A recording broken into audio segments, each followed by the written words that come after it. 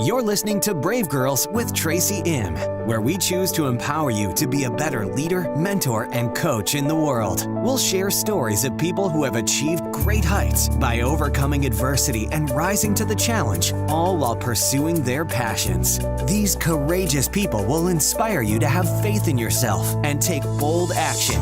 Right here with the host of Brave Girls, Tracy Im.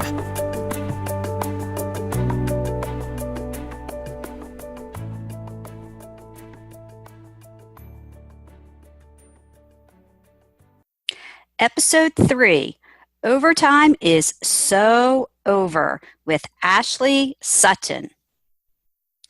Hi, it's Tracy M. I'm excited to share my conversation with Ashley Sutton, a brave girl living in New York City, working as a consumer marketing expert and published author. Originally from Texas, she talks about her journey from earning her MBA to working in the cosmetic industry in the Big Apple. She's worked for global brands like Mattel and Avon, and today she markets brands like Peppa the Pig for Entertainment One. She shares what her mentors and leaders have taught her in her corporate career and how she took their advice to heart. We go deep on the concepts in Ashley's book, Overtime is So Over, and how to get your life back when work starts to dominate your time. Ashley calls it like it is and tells the truth about overtime. She busts the myths related to why you don't have work-life balance, and it may be you. If you're headed towards corporate burnout or have suffered major challenges, then listen in to Ashley's advice. She's out speaking about this topic that's often not talked about in the corporate world, and she shares why you need to know your worth. I love how Ashley is pursuing her passion to teach others to find their purpose without sacrificing their health or well-being. Her interactive workshops help women to prioritize themselves first. She's created a community of like-minded women to guide them on their journeys. Her wisdom about learning and leadership is real, raw, and refreshing. I know that you'll have a few takeaways from my conversation with Ashley Sutton. I hope you're touched by what we have to say about desire and your why. We've both said yes to our assignment to help other women be brave and choose themselves first. So listen in. So welcome to Brave Girls with Tracy M. Today I have a guest who is just simply amazing, Ashley Sutton. She's a brand marketing expert. She's a published author. She's a mentor. She's a community volunteer. So I just want to say welcome to the show, Ashley. Thank you so much, Tracy. I'm really excited to be here. Great. So you're joining us from the Big Apple, right? Yes, absolutely. Hailing all the way from New York City. And it's not really springtime yet. Everybody's like, oh my God, it's spring. But it's not. It's just not yet. I don't know what's going on. Exactly. So right now, you're professionally employed by Entertainment One in their consumer marketing group. Tell us a little bit about Entertainment One and what you're doing for them now, and then we'll kind of go into your backstory and kind of how you got to where you are today. So tell us a little bit about where you are today. Absolutely. Yeah, Entertainment One is an amazing company. We do quite a few different things in terms of film production and distribution and TV as well as music. We've got a country music division, a heavy metal and a gospel and rock and you name it. And I actually sit in the family marketing division, which is, all about young preschool content. Two of our biggest brands that people might know are Peppa Pig and PJ Masks, which you can find on Nick Jr. as well as Disney Jr. respectively. And it's just been quite a great journey. And in terms of consumer marketing, a lot of people always ask, oh, you're in marketing, what does that mean? And it means a lot of different things. In this particular space, it's consumer facing. And so anything on the website or on social media, experiential events where you actually get to meet and greet the characters. Our team, does all of that great work. So that's a little bit about what we do there. Oh, that's great. So let's go a little farther back into your history. So are you originally from Texas? Is that correct? I am. That was great. I never had an accent. I really love to have the accent, but I really don't. Everybody always is like, where are you from? My dad was from the Midwest and my mom was from Houston, but they never really had an accent, but I've always wanted one. But yes, I'm from Houston, really heavily populated city in Texas. I remember I had a friend when I was in high school, and he was actually from New York.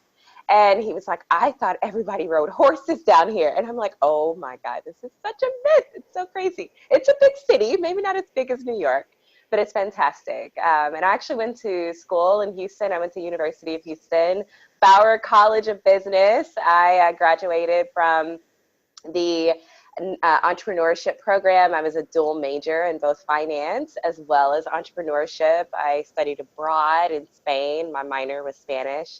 I had an amazing, amazing time with my undergrad career. Oh, that's great. That's great. Yeah. So I think that's interesting too, that you studied finance, Spanish, and now you're doing marketing, because all and business, but like really honestly, you need that foundation in order to be a good marketing person, I think.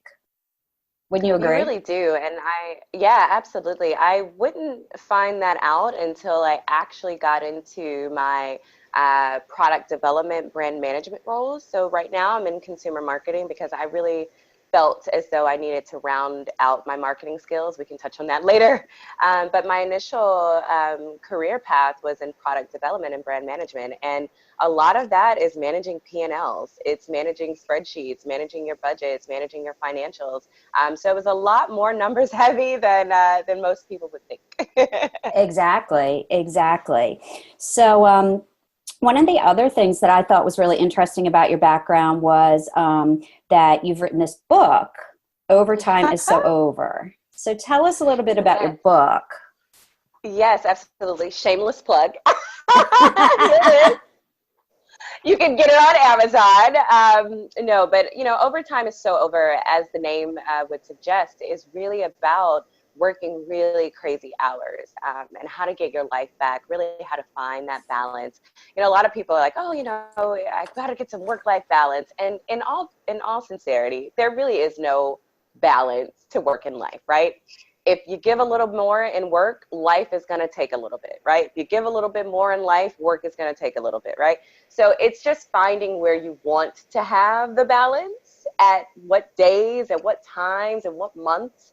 And sometimes it's okay to just kind of check out and take a little bit of a break on either one of those. Not too long. We're not looking for an extended vacation here, but the book is really, that's really the cusp of it. And a lot of the themes that are in the book are talking about how to really prioritize your day. And I have a whole chapter that's called Maybe It's You. A lot of people want to oftentimes blame their managers or blame their, the C-level suites and the higher ups. And it's like, listen, there's only so much blame to go around. And at some point, you kind of got to pick up that mirror and say, maybe I spent too much time on Instagram today. Maybe I spent too much time tweeting today, it's so only so many cat memes one could look at a day and then blame everybody else for your productivity, right? Right. Well, I find it so interesting that you came to this realization so early in your career. I mean, it's all relative, right? But, I suffered from major corporate burnout, and I wish I would have had your book back then, because it was me, and I was, self-inflicting, and I didn't have really good boundaries. And this is even before social media. And, I tell a chapter in my book about suffering from major corporate burnout, and, certain cultures and certain companies kind of foster that. Like, there's 10 people standing in line waiting for your job. What's wrong? Why can't you work 80 hours a week? So I think the fact that you were able to also boil it down to really 8 key principles is amazing. And I think for any age, just entering the workforce, being in the workforce, later in your career, this is a great, bite-sized nuggets of just really good advice. So one of the things I know that you've also done is you've kind of taken your book and turned it into workshops and opportunities for you to speak on panels about this. And I think that's great that you're able to take that content and then repurpose it to other audiences that maybe wouldn't read the book or wouldn't get the Kindle edition. And so you're kind of spreading that word out into the world. Do you kind of feel like this is part of your your mission or part of your purpose? Yeah, absolutely. When you and I first started chatting about being on the podcast, some of the things that you mentioned were that it's really about love and empathy and, this sense of purpose. And what I took away from that is, oh my God, this is like, you never really think you have a purpose in life, right? Especially when you're younger. You're coming out of school, you're just like, I just need a job, whatever, I pay my bills, I go on trips, I shop. And what you think is your purpose, right, is to get a job and to be successful, however you define success. But then you quickly realize that there's something more that you're meant for. And if whomever you believe in, if you believe in God, if you believe in Allah, whomever, there's a higher purpose for you. And I found that purpose in writing this book, but also extending the message. To your point, extending this message into workshops, seminars. And sometimes, you can read a book, but you read it and you're done, right? Like, as much as I would love for people to use this as a tool, oftentimes people are just like, I just want to read a book a month, or I just want to get some really quick knowledge and move on. But I feel like the workshops are where you actually do the work. And, really taking time, like you said, you were self-inflicting, right? These crazy hours, and this burnout was a result of that. And so you really got to put in the work for yourself to create this lifestyle, because it is a lifestyle of really, choosing you and prioritizing you first. And so I really feel like these seminars and workshops, I do a ton of activities. I'm very interactive. I have people standing up and getting up, and we're laughing, and we're really doing some deep introspective work on ourselves. And so at first I was like, I don't know if I really want to do these workshops. They've already got the book, blah, blah, blah. But as I started to do them, I was like, oh my God, I'm like helping people. I'm getting emails, I'm getting texts, I'm getting new follows on Instagram. And it's like, people have questions and they want to know. And it really led me to believe that, you know what, maybe there is something here and I need to start owning it, and it's like, people can say all day, oh my God, you're so badass and you're so great. And that sounds good, but until you actually feel it, you don't really know. And Right. I've now come to the realization that I can do this, and this is my purpose. That's fantastic. That's fantastic. It's so needed in the world now, that there are people like you out there that are sharing your wisdom, creating those community. You're creating a community, really, right? And I feel like people need support. As you say, like you start out at point A and you want to go to point B, and you have this vision of whatever success is, and then I call it the messy middle. Right. And that's where you're really dealing with all kinds of emotions and feelings and things like that. Yeah. And that's where you really need coaches and mentors and support systems and masterminds and, just that level of support of people that kind of get you, and they're not going to be judgmental. They're not going to shame and blame you. They're not going to make you feel guilty. And so, I feel the same, that it's so important that if we've been, we've accepted this mission and this assignment in this lifetime to say, I can do this, and, I can be that leader that will rally the troops and give them that support. Right. And so I think it's fantastic that, you're doing this work, and the internet has really democratized the world now.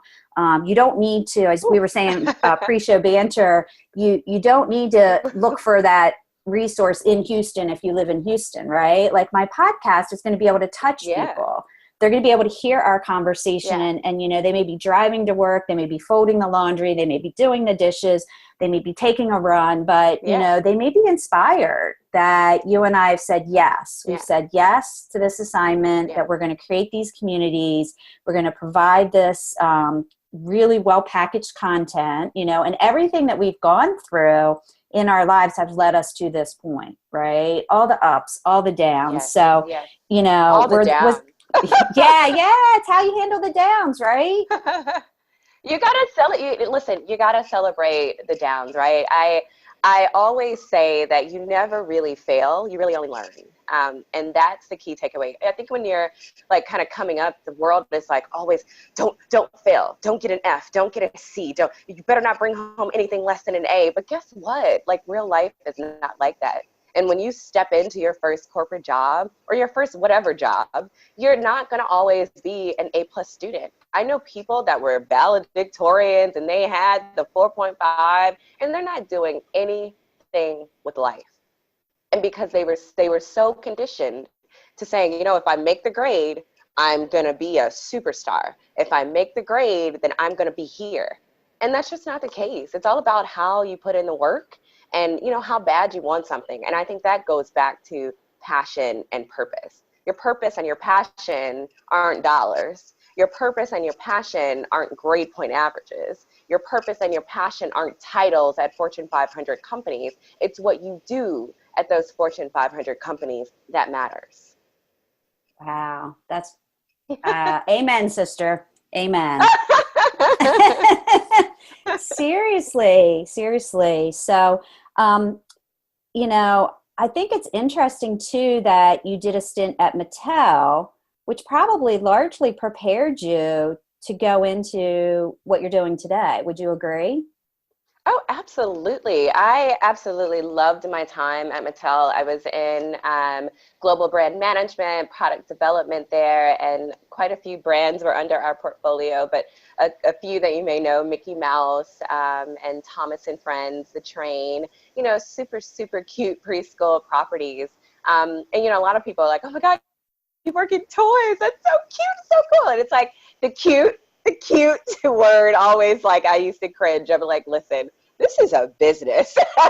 It's not all, you know, playing catch in the office. You know, people have this vision of like whatever that Tom Hanks movie was. I can't even remember, but you know, it's not all kicks and giggles. You know, it's really some deep diving into business cases and insights. And I had an amazing team of designers and packaging engineers and you know, marketing support and copywriting and all of those things. And listen, I was like, you know, a global associate marketing manager. I wasn't even like in the C-suite or anything like that. But I think there was a sense of ownership that this particular office provided us so that we could feel as empowered as possible to do the job that we were there to do. And so I really largely am so grateful to people like my mentor, who I still talk to today, Kristen Bennett.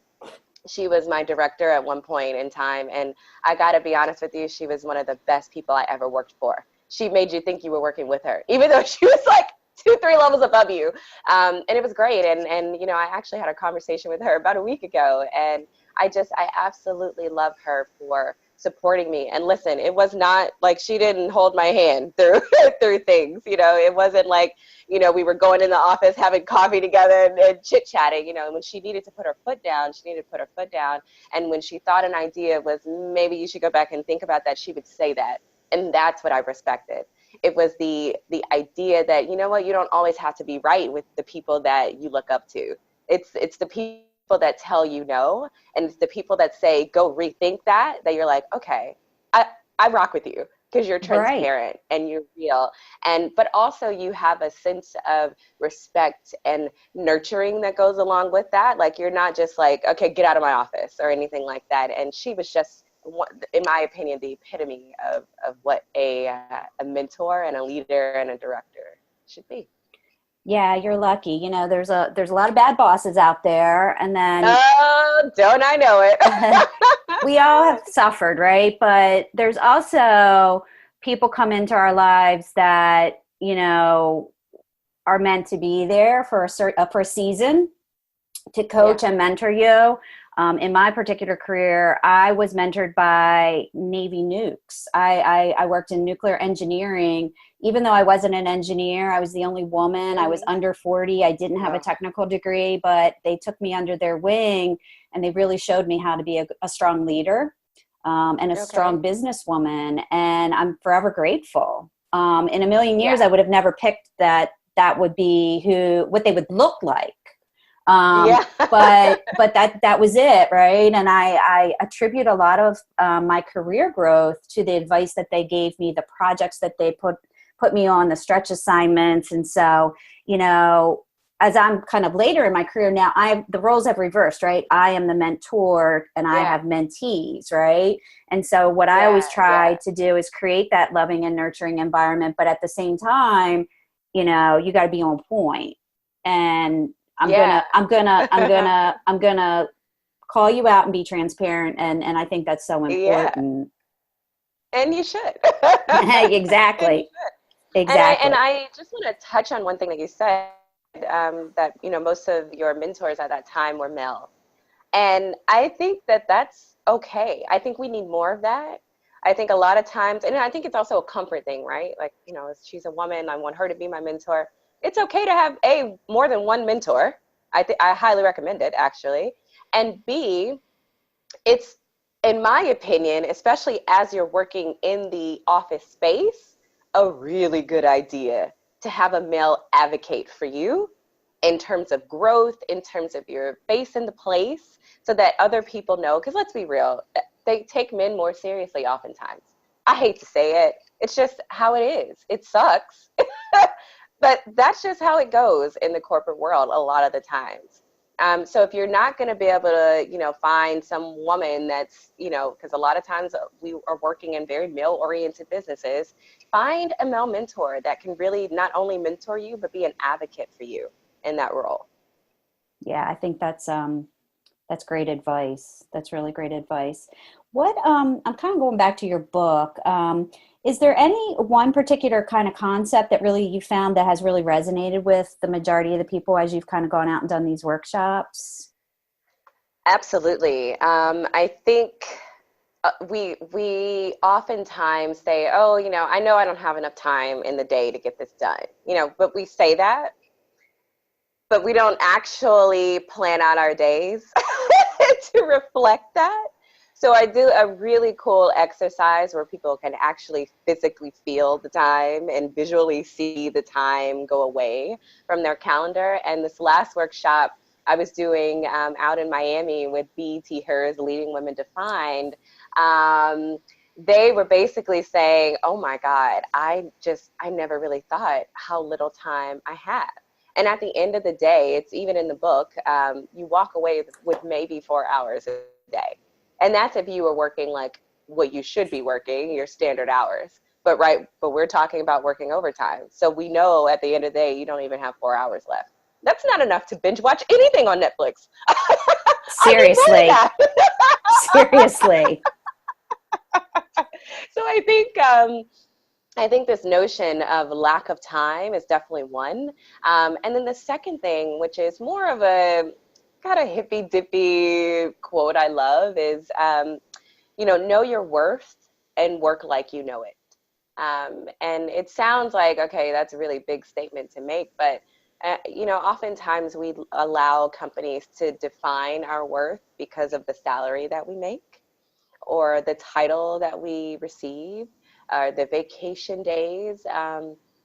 But that's not your worth, right? Those are the tangible things that come along with a specific role. You could leave that company, go somewhere else, have a less title, make more money, have a less title. Doesn't matter, right? But until you actually know what you're worth, you're never going to stop working overtime because you don't actually believe that you can choose yourself first. And I think that's the key principle that a lot of people have walked away with. That's profound. I think a lot of times, and what I have found with my private clients is a lot of times it does come back to that, is knowing your worth and even knowing yourself and pausing and taking the time to get to know yourself, because it's so easy to get on the hamster wheel and, really just go, go, go, go, go, and not take that pause. Either go on a retreat with a group that's facilitated, or even just, sitting down and getting quiet with yourself in terms of the value that you bring, because you're not your title and you're not your salary. And you go society tells you, go to school, get those A's, be the valedictorian, get your job, climb the ladder. Well, it's not really a ladder. It's really more like a jungle gym is the way I feel. Oh my God, it's a total jungle gym. And you have to know when to say the ladder. Yeah, it's not the ladder, it's the jungle gym, right? And you have to know when to let go and grab onto that other rung that might be at another organization, right? Like maybe you've outgrown your kind of shelf life at that organization, and that's okay. Or maybe it's not a good fit. Or maybe you want to take a pause, like you and I talked about before the show. Maybe you want to take a pause and have kids. Or maybe you want to take a pause and take care of your parent who's aging. And so I feel like things have shifted quite a bit over the last 10 years in terms of it's really up to you to create your own path and make your own way. And so, I look at what you've done so far and where you're going. Where do you kind of see yourself in 5 years? That's an interesting question that I think at one point I could just jump off the bat and say, oh yeah, I want to be working at this great beauty company. And, that was what I thought when I first moved to New York. I was like, oh, I'm going to be working in beauty for forever. I'm going to die here. It's going to be great. But as you mentioned, right, not a ladder. I'm in a huge jungle gym. I've been swinging left and right, let me tell you. And so I think one of the places that I've landed is kind of going back to that sense of purpose that we talked about earlier. And that is, how can I just continue to spread this message? And within that, I really do want to write another book. I want to expand workshops and seminars and potentially one day do a TED Talk. That's like the ultimate goal. And I want to get started on my nonprofit. As you mentioned, I do mentor, but I do believe in giving back. I think that's one of the biggest gifts you could ever give to the universe. And that is sharing that knowledge. And listen, nonprofit doesn't mean that you're going to be giving away time and energy for free, right? It means that you're going to get some sort of funding, government grants, to then help to fulfill a mission that you're deeply passionate about or grounded in. And that's what I want. And then in terms of professional career, I hope to be working in a role where I'm managing a team of just fantastic people that are excited about work every single day and that don't feel like coming to work is a burden. I never, ever, ever want anybody to feel or go through some of the things that I had to go through. Listen, this is life. I'm not saying everybody's journey is going to be peachy keen after they read a book or go to a workshop, right? I think you need those things, right? I think you need those tough days. I think you need some of those tears. I think you need some of those firings to help you light a fire under your behind to actually do something different and to think about what it is that you want in life. And so ultimately the goal is to spread the word, spread the message, and to really walk the walk and talk the talk and lead a team of people that are capable and love what they want to do. So, yeah. Wow. That's big. That's big though. I mean, most people don't have clarity, right? And so you have, as you go through this, you're getting more clear, and then it starts to manifest, right? Yeah, that'll change next year probably. Yeah. Well, that's okay. It can change. So, I just, I'm so inspired by all the work that you're doing and all the things that you're sharing and, really leveraging your network, leveraging your community, just being really proud to have achieved all that you've achieved at such a young age. And, it is important. Your legacy is about giving back and it is about serving others. And, in my second book, I talk about, I have it's almost like a 3-act play. And the first section is called Know and Love Yourself. And I have a bunch of stories. The second section of the book is called Brand Yourself, right? Because in today's world, you are a brand. So I have taught probably the last 5 years in different colleges and universities, marketing and communications courses. And I really believe that we are our own brand. And if you don't preserve that asset and really represent yourself in the most authentic way as possible, on your social media channels and in a positive way. And then the last thing is, it's really about serving others at the end of the day. You're not going to say, I wish I worked more overtime. That's not going to, hopefully that's not on your tombstone. It's look at all these people. I really hope not. Right. And so I think that, you and I have a similar philosophy here. And so my finale question on every episode is, what is the bravest thing that you've ever done? So tell us that story. Oh my gosh. I have had so many brave moments in life. But I think the one that was the most pivotal for me was, and I know this is going to be so cliche because everybody's like, oh my God, when I moved to New York, but it really was when I moved to New York. I didn't tell my mom, but I only had like $10 in my pocket. When I got here, I started off with like 50, but then my bags were overweight and I had to pay an overweight bag fee because I was moving my entire life. And I didn't tell her because, she was like, okay, this $50 will get you started. Come from, we were not rich. And so I came here, I spent my money on that overweight bag. And then I got here and I got the New York okie doke where some guy was like, oh, let me help you with your bags. And then he was like, put his hand out for some cash. And so I went for the $40 or $50. And then I gave him another $5. I was like, oh my God, I can't even, I have no money. And it was like, I stepped foot, I will never forget, at LaGuardia Airport. And I was like, oh my God, this is I'm here. This is the New York hustle. And I hopped in that super shuttle and they took us to Columbia University, which is where we were staying at the time. We're staying in the grad school dorms or living residences. And, as interns, they give you lunches. so Tracy, I that's how I ate. And it seemed like the saddest story at the time. And now I look back, and I'm like, I needed this. This is a part of my story. But literally, I would go in, I would just smile, I would drink my coffee that they had out for free, and I would have my little banana that they had out in the, little conference room table, and everybody would think I was eating a full-fledged breakfast. Definitely not. And then they would serve those wrap sandwiches. I would put half a sandwich in my bag for later.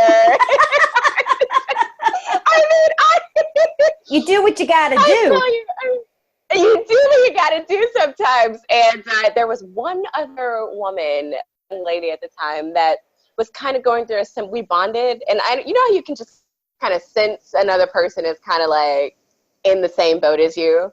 Yes. And she was in the same boat as I was. And so we were like, okay, once a week, we're going to pile whatever dollars that we have together. And we're going to go across. There was a place called Ollie's Noodle Shop on 116th and Broadway. And we would go and we would split a chicken fried rice together on Wednesdays. She would have half, I would have half, and that would be our treat for dinner. But on most days, I would only eat the coffee in the morning or drink the coffee in the morning and the banana. Then I would eat the intern lunch. And then I would go home and I would sleep early because if you slept, right, your stomach doesn't really know. And I would wake up and I would go and I would do it over and over again. Nobody ever knew except for this girl and I. And it was an emotional time for me. And I think about that moment and I'm just like, whoo, I went through a lot, but I'm here now. And you think it's going to last forever. You think the pain is going to be there. You think the hunger and you having to go to bed at 8 o'clock, it's going to be for forever. But a couple steak dinners later, a couple glasses of red wine later, and you're like, all right, I paid my dues. You're like, I got this. I got this. But I needed that, and so I think that was one of the bravest moments in my life. And I think you're the first person I've actually publicly shared that story with. But you know what? It's not in what happens to you, it's your response. Yeah. And when you learn to just surrender into that moment and know it's not forever, and there's a reason why you're going through it, and you don't know why, but it will reveal itself later, I Yeah. think is when you know you can do anything. Yeah. Yeah. And you And just that's have what to I learned have, through that. yeah, and you just have to have faith and trust that it's temporary, because it always is. Amen. It really is. You don't think that in the moment, because you're in it, and you're going through it, and it just feels like just sharp pains. Yes. Um, but those moments are so fleeting, and they're so few and far in between. But you don't know that as a young 20-something. You're thinking, "Oh my God, I moved here. I don't know if this is the right thing for me. I don't know." And then just like that, God swooped in, and about a week before the internship ended, I was called into the then executive director's office of Avon Color, and she said, "I see you've graduated." I chatted with a colleague of mine. She said, "You're interested in coming aboard." And I'm thinking, well, I was told that, Avon was on a hiring freeze. So I definitely didn't think that was going to happen. And she brought me on. And, the rest is history. Exactly. And your life can really change in an instant. It really can, you You know? just got to believe it, right? You You just got to want do. it. You can't You give up. do. If I You if I would can't. have given up after like not eating and like not being able to go on shopping trips like the other interns, who come from money, or mommy and daddy, gave them a couple dollars to spend during the summer, I would have just crawled into a little ball and like, oh my God, woe is me. But I kept going, and every single day I had a smile on my face. Every single day I came dressed to the nines, even if I got it from Goodwill or wherever, or I've had it since like high school. Didn't matter. I came in and I did my job, and I did my job well. And, I look back at that time and I say, if you could do that then, sister, there's not one thing you can't do. And I'm ready. Mhm. Wow. So it has been such a pleasure, Ashley, to get to know you and to hear your Thank you. stories and get to know the body of work that you're putting out there. And you're just getting started. You really are. And I'm just so Thank you. blessed that, Christine Carter connected us. And, it was meant to be. As soon as I asked her for a referral, it was like less than 30 seconds. She's like, "Oh, you need to talk to Ashley." And so I'm really, really grateful that you were able to make yourself available. And so if people are looking for you online, what's the best way for them to find you? Absolutely. So I love Instagram. So you can follow me on Insta at the Ashley Sutton. That's TheAshleySutton. I also have a website. It's just overtimeissoover.com. Okay. And And yeah, your book's out on Amazon as well. So yes, they you can can pick go up a to copy Amazon. there. Yes, we have it on Kindle as well as physical copy for those book lovers like me that still like to flip pages. I'm right there with you, right there with you. So I will end the show with just saying thank you, thank you, thank you. I'm so grateful that we came together today, and I know our listeners are really going to enjoy this episode as much as I have talking to you. You're just amazing, and namaste. Thank you so, so much. And thank you again to Christine for connecting us. I mean, I don't know where I would have been this weekend, probably sleep in bed. I don't know. But I'm so grateful to, again, women that are just open to helping other women. And so thank you. It's been a pleasure. I hope you enjoyed this episode of Brave Girls with Tracy M. as much as I did creating it. Each show is produced with you, the listener, in mind, as you look for inspiration and motivation from other brave souls as you pursue your desires. I'd love to hear your feedback, so please leave me a review on iTunes. I read every one. And check out my website, tracym.com, for more free resources. You can also join my list and sign up for my newsletter right from the homepage. Until next time, stay strong, believe in your dreams, and go do something brave. We appreciate you joining us for this episode of Brave Girls with Tracy M. and hope that you enjoyed the show. For more information about today's episode, as well as additional free resources to help you achieve greatness in your life, visit tracym.com and sign up for our mailing list. Until next time, dream big, believe in yourself, and let your brilliance shine as only you can do.